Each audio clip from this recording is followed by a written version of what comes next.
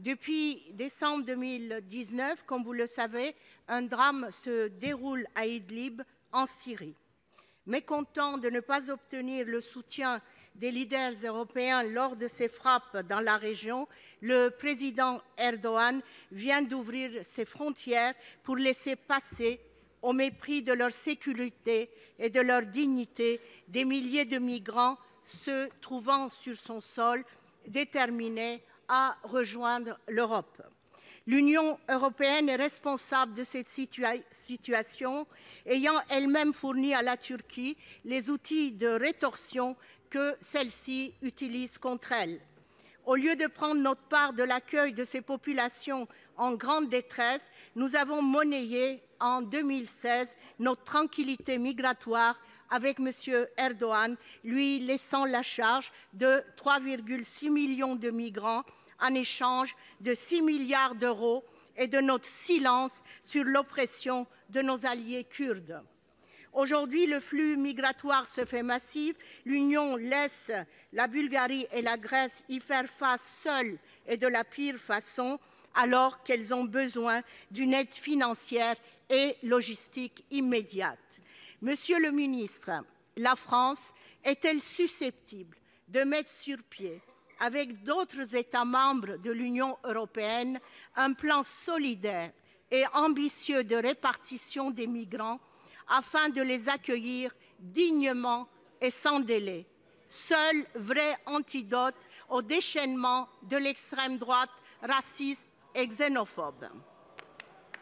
Pour vous répondre, la parole est au ministre de l'Europe et des Affaires étrangères. Monsieur Le Drian, vous avez la parole. Oui, madame la sénatrice, j'ai commencé à répondre à cette question tout à l'heure. Je voudrais simplement attirer l'attention du Sénat sur la situation humanitaire qui existe aujourd'hui dans la zone d'Idlib.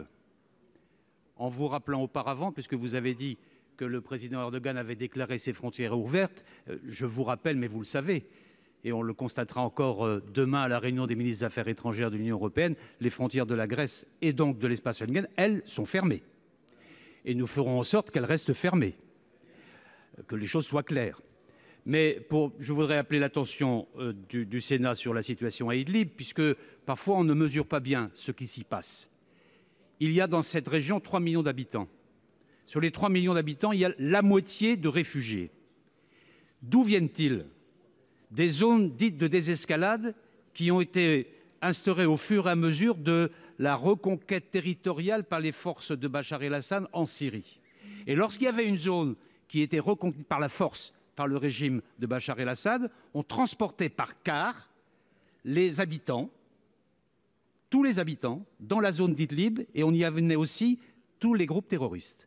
Ce qui fait, mesdames et messieurs les sénateurs, que dans cette zone aujourd'hui, sur les 3 millions d'habitants, vous avez 1,5 million de réfugiés qui ne passeront pas en Turquie, puisque la frontière là, elle est vraiment fermée, et qui sont dans un état de dénuement, de détresse considérable, et qui aujourd'hui sont en train de se déplacer une deuxième fois, car vu l'offensive du régime de Bachar el-Assad vers le sud, ils remontent vers la frontière turque, et donc beaucoup d'habitants sont pour la deuxième fois réfugiés et déplacés, avec le froid, la faim, les épidémies, la recrudescence des violences contre les femmes et les filles, à tel point que le secrétariat général des Nations Unies a demandé qu'une enquête soit faite pour condamner les frappes aériennes délibérées sur des objectifs civils, que ce soit les hôpitaux ou les écoles, et que cela pourrait constituer, si c'est suffisamment documenté, ce à quoi nous allons nous atteler, ça serait éventuellement reconnu comme crime de guerre. Voilà quelle est la réalité de la situation. Et en matière humanitaire, la France et l'Union européenne seront au rendez-vous de ces populations. Ces réfugiés-là, ce ne sont pas ceux dont vous parlez tout à l'heure. Ceux-là, ils ont été organisés et mobilisés par le président Erdogan pour faire pression sur l'Europe. Madame Benbassa, quelques secondes. Hein. Monsieur le ministre, vous n'avez pas répondu à ma question.